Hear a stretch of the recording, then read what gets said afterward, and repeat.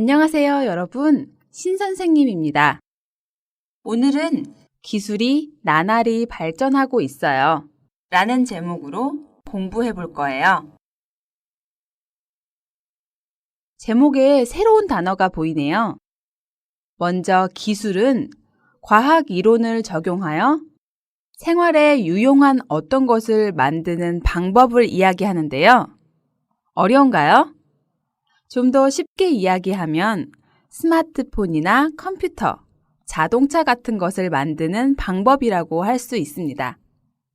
그리고 나날이는 매일매일 조금씩이라는 뜻입니다. 매일매일 조금씩의 의미가 있기 때문에 나날이 뒤에는 좋아지거나 나빠지거나 하는 변화의 의미가 있는 단어가 옵니다. 새로운 스마트폰이 출시될 때마다 조금씩 더 좋아지지요. 스마트폰뿐만 아니라 여러 가지 전자제품들이 나올 때마다 그 전보다 조금씩 더 좋아지는 것을 볼 수 있습니다. 그래서 기술이 나날이 발전하고 있다고 이야기하고 있습니다. 자, 그럼 이제 책 170쪽의 그림을 볼까요? 첫 번째 그림은 냉장고네요. 냉장고는 음식을 보관하기 위해 꼭 필요한 가전제품이죠. 요즘에는 냉장고 종류가 아주 많아져서 김치 냉장고, 와인 냉장고, 화장품 냉장고도 있어요. 음식을 얼리는 냉동실만 있는 냉동고라는 것도 있어요. 그 옆에 그림은 사진기, 카메라입니다. 전에는 필름 카메라를 썼는데 요즘은 디지털 카메라를 많이 쓰죠. 디지털 카메라는 필름이 없어서 편리할 뿐만 아니라 찍은 사진을 SNS에 바로 올릴 수 있는 기능도 있어서 편리하게 많이 사용합니다. 다음 그림은 로봇이네요. 로봇이 청소기로 청소를 하고 있습니다. 지금은 이런 모습을 볼 수 없지만 기술이 발전하면 몇 년 후에는 아마 가능할지도 모르겠습니다. 그 옆에 그림도 지금 우리 생활에서는 볼 수 없는 거네요. 하늘을 나는 자동차입니다. 이런 자동차도 기술이 발전하면 몇 년 후에는 아마 볼 수 있을지도 모르겠네요. 왼쪽 아래에 있는 그림은 자동차입니다.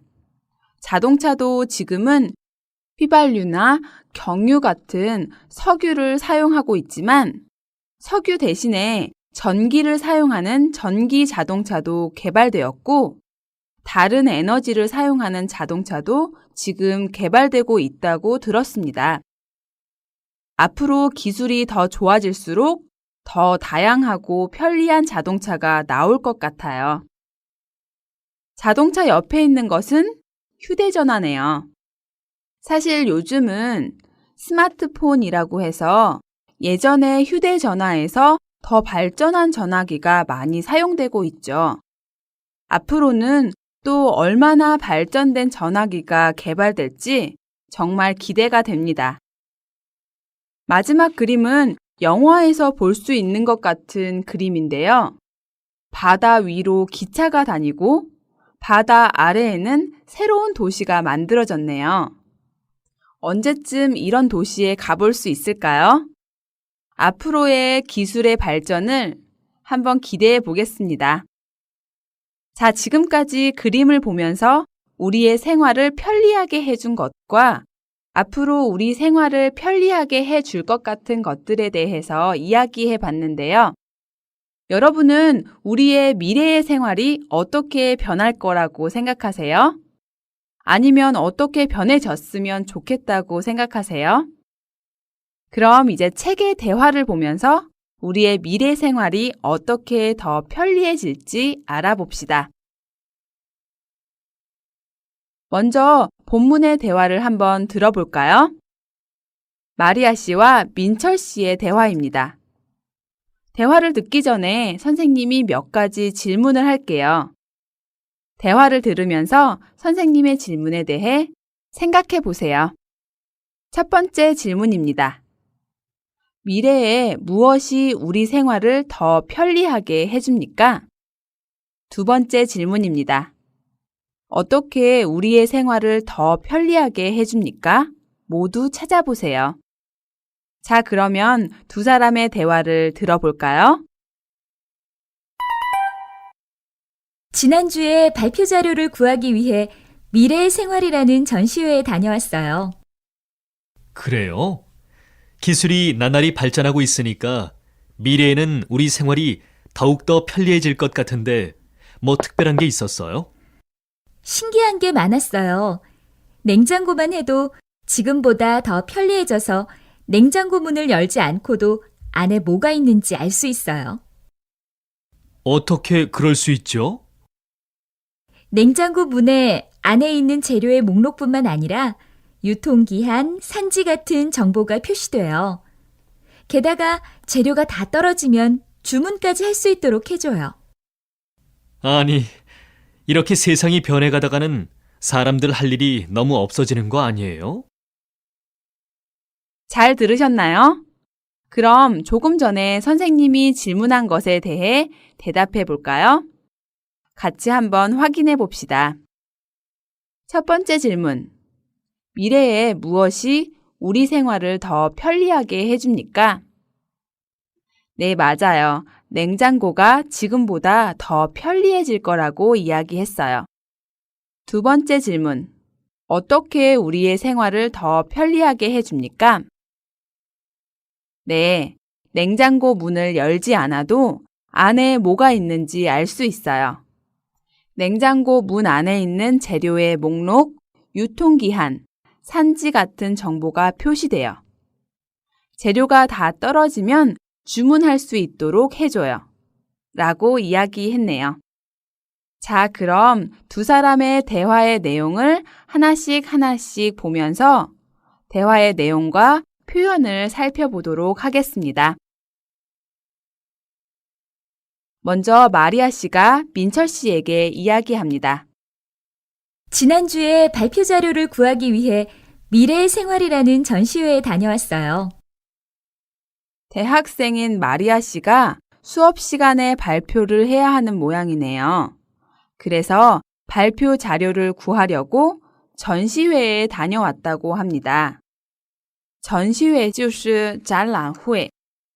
마리아 씨의 이야기에 민철 씨가 관심을 보이면서 전시회에 대해서 질문합니다. 그래요? 기술이 나날이 발전하고 있으니까 미래에는 우리 생활이 더욱더 편리해질 것 같은데 뭐 특별한 게 있었어요? 우리가 제목에서 봤던 문장이네요.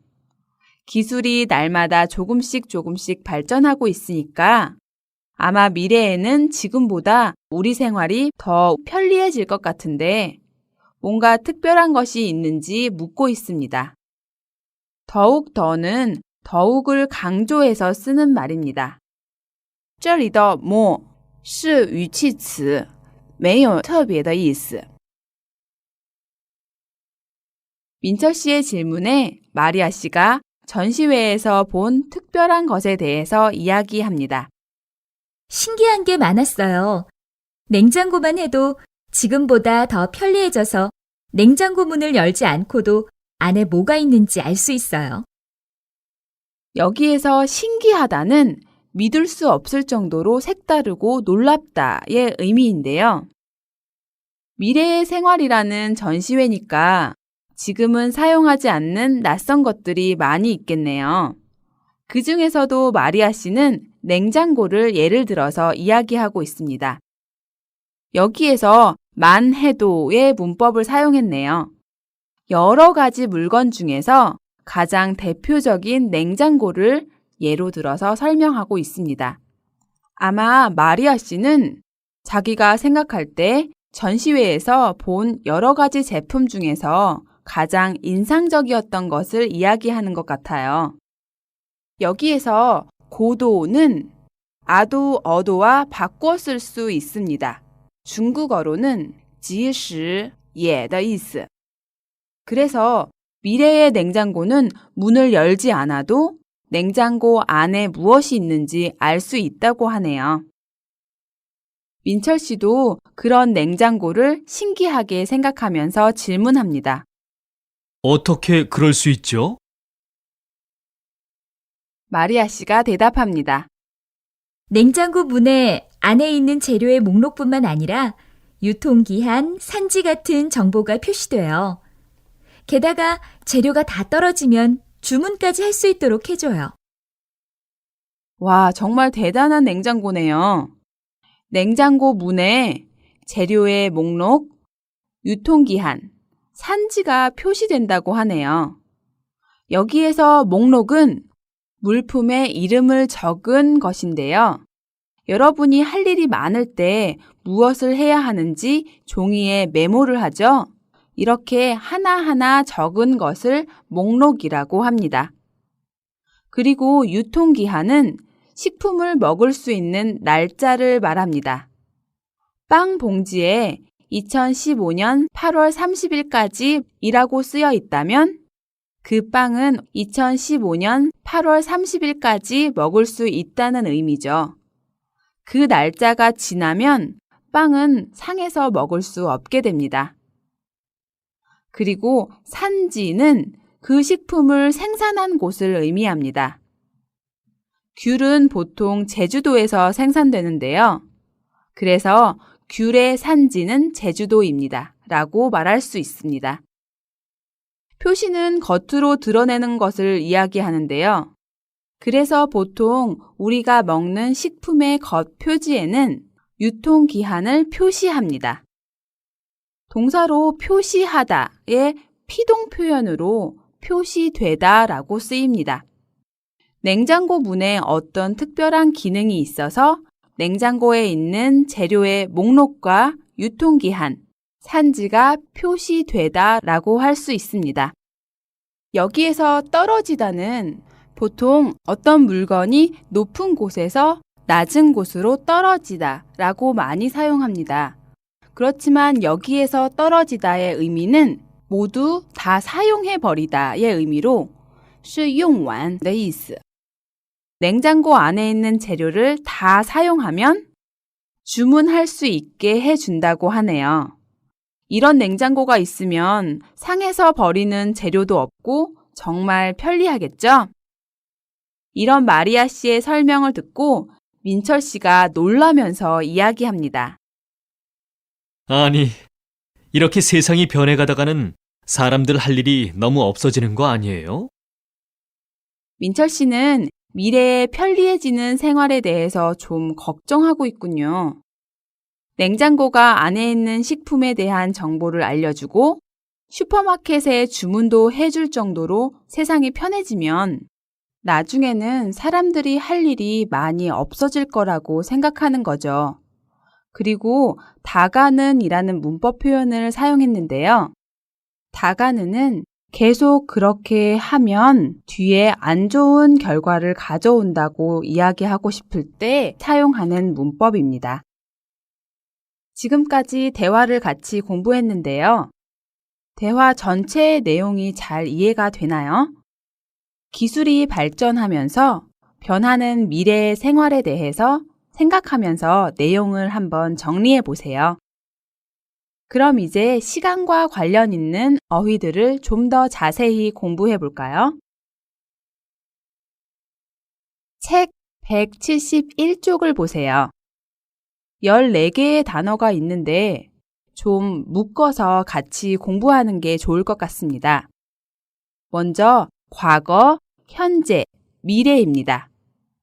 과거는 이미 지나간 때를 말하고 현재는 지금의 시간, 미래는 앞으로 올 때를 말합니다.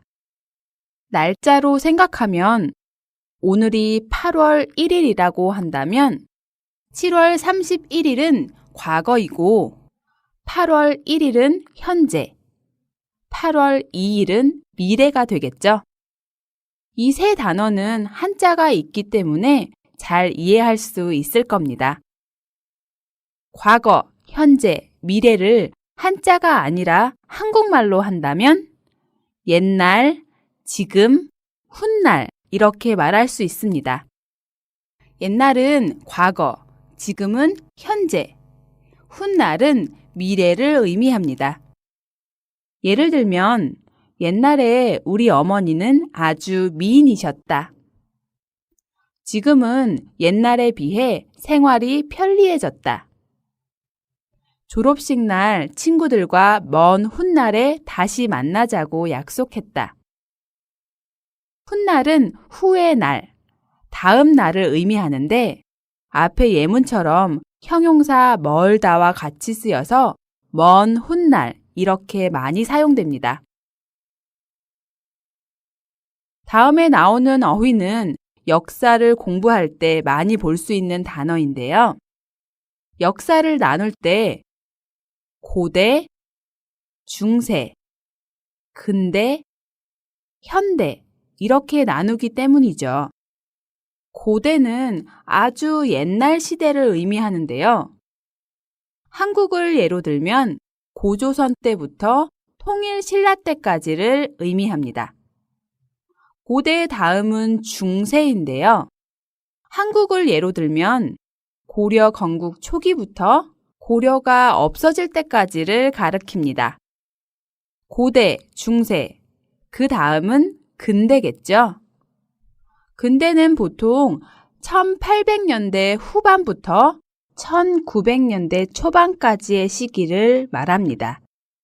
이 시기에 과학기술이 많이 발전했습니다. 그리고 마지막으로 현대는 근대 이후부터 지금까지의 시기를 말합니다. 사실 시대를 고대, 중세, 근대, 현대 이렇게 구분할 때 그 끝과 시작을 어느 때로 잡느냐에 따라서 의견이 좀 다릅니다. 여러분은 중국어를 참조해서 어느 시기인지 대충 이해하시면 될 것 같네요. 다음 단어는 세기입니다. 세기는 100년을 단위로 하는 기간을 말합니다. 1900년부터 1999년까지를 20세기라고 하죠. 그럼 지금은 몇 세기일까요? 네, 맞아요. 21세기입니다. 2000년부터 2099년까지를 말하죠. 우리는 지금 21세기를 살고 있습니다. 그럼 세기가 100년을 단위로 하는 기간이라면 세대는 30년을 단위로 합니다.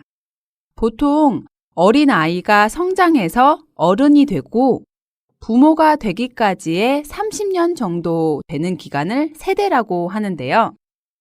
사람들은 나이에 따라 나누어 표현할 때 종종 사용합니다. 부모님 세대, 젊은 세대, 이런 표현들도 있고 세대 차이가 난다, 세대가 다르다, 이렇게 말하기도 합니다. 그럼 다음 단어를 볼까요?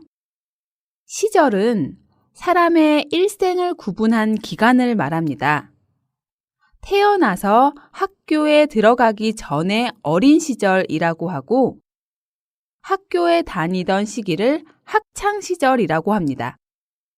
대학교에 다니던 시기를 따로 대학생 시절이라고 말하기도 합니다. 친구들과 놀이터에서 놀던 어린 시절이 그립다처럼 보통 과거에 대해서 말할 때 사용하는 단어입니다. 마지막 단어는 시대입니다. 시대는 역사적인 특징으로 구분한 일정한 기간을 의미하는데요. 앞서 이야기했던 고대, 중세, 근대, 현대와 같이 쓰여서 고대 시대, 중세 시대, 근대 시대, 현대 시대라고 쓰이기도 하고 나라 이름을 같이 써서 조선 시대, 고려 시대라고 쓰기도 합니다. 아시겠죠? 지금까지 시간과 관련 있는 어휘들의 의미를 선생님과 같이 살펴봤는데요. 자, 그럼 이제 어휘 연습을 해볼까요? 먼저 책 171쪽을 봅시다. 1번은 빈칸에 알맞은 어휘를 쓰는 거네요. 여러분이 한번 채워보세요.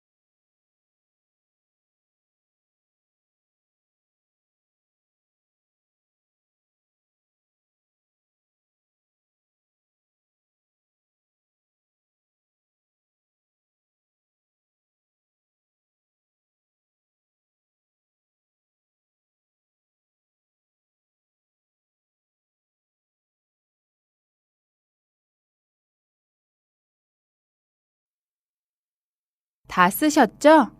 그럼 선생님과 같이 확인해 볼까요? 옛날과 같은 단어는 뭐였죠? 네, 맞아요. 과거입니다. 현재와 같은 단어는요? 네, 지금이죠. 그리고 미래와 같은 단어는 네, 훗날입니다. 그럼 표 옆에 있는 분홍색 박스를 볼까요? 고대부터 현대까지의 시기를 쓰는 거네요. 기억나시죠? 고대 다음은 중세, 그 다음은 근대입니다. 2번은 다음에서 설명하고 있는 것과 알맞은 어휘를 쓰는 문제입니다. 자, 그러면 첫 번째는 사람의 일생을 구분한 기간을 뭐라고 했죠? 네, 시절이라고 했죠. 그래서 학창 시절, 어린 시절 이렇게 사용할 수 있습니다.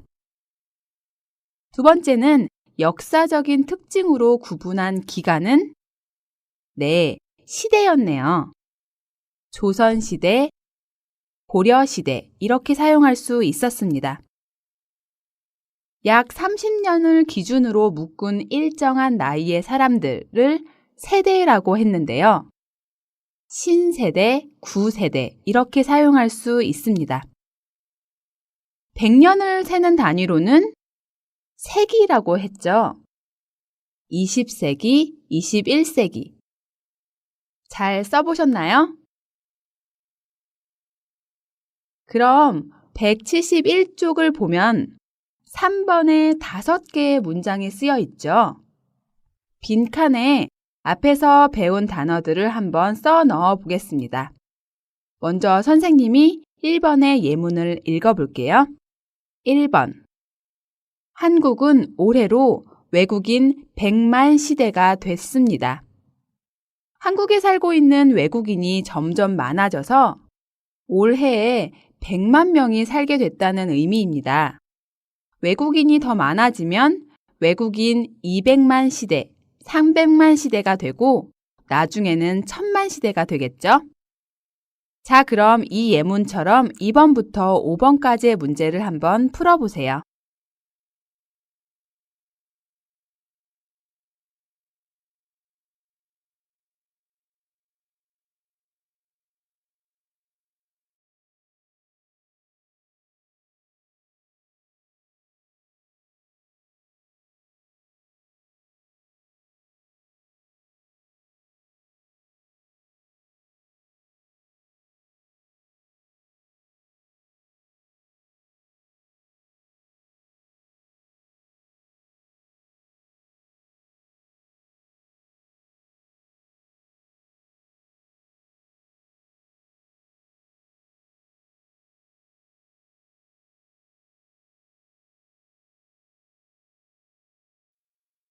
다 쓰셨나요? 그럼 여러분이 쓴 단어가 맞는지 같이 한번 확인해 볼까요? 2번. 과거에 힘들었던 기억은 모두 잊고 새로운 미래를 준비합시다. 이 문장에서는 힌트가 있네요. 뒤에 있는 새로운 미래입니다. 힘들었던 기억은 지나간 시간의 기억이죠. 그래서 과거나 옛날을 모두 쓸 수 있습니다. 그런데 미래라는 단어가 이미 있으니까 이 단어에 어울리는 과거를 쓰는 게 더 자연스럽겠죠. 자, 그럼 3번을 볼까요? 3번. 이 시각 교통 상황을 알려드리겠습니다. 이 시각 현재 김포공항 쪽으로는 안개 때문에 거의 앞이 보이지 않을 정도입니다. 교통정보를 알려주는 방송이네요. 교통정보는 과거나 미래의 정보를 알려주는 게 아니라 현재의 정보를 알려주는 거죠. 그래서 지금 또는 현재를 사용할 수 있겠습니다. 지금은 보통 문장 앞에 씁니다. 그래서 지금 이 시각 이렇게 말이죠. 그래서 여기에서는 현재를 쓰는 것이 맞습니다. 4번. 어린이 여러분, 여러분이 먼 훗날 어른이 되었을 때도 오염되지 않은 환경에서 살 수 있도록 환경 보호를 위해 노력합시다. 어린이들에게 환경 보호에 대해서 이야기하고 있습니다. 어린이가 어른이 되었을 때니까 과거나 현재가 아니라 미래의 의미가 있는 단어를 써야겠네요. 그리고 아까 말했던 것처럼 멀다와 같이 쓰이는 훗날을 함께 써서 먼 훗날 이렇게 쓰면 되겠습니다. 5번. 젊은 사람들은 부모님 세대와 결혼관이 달라 가끔 의견 차이를 보이기도 합니다. 세대는 30년을 기준으로 묶은 일정한 나이의 사람들을 의미하는 거였죠. 부모님 나이의 사람들이라는 의미를 써서 세대를 쓰면 되겠습니다. 자, 지금까지 대화와 어휘를 모두 살펴봤는데요. 오늘 배운 대화와 어휘 표현들을 잘 정리해 두세요.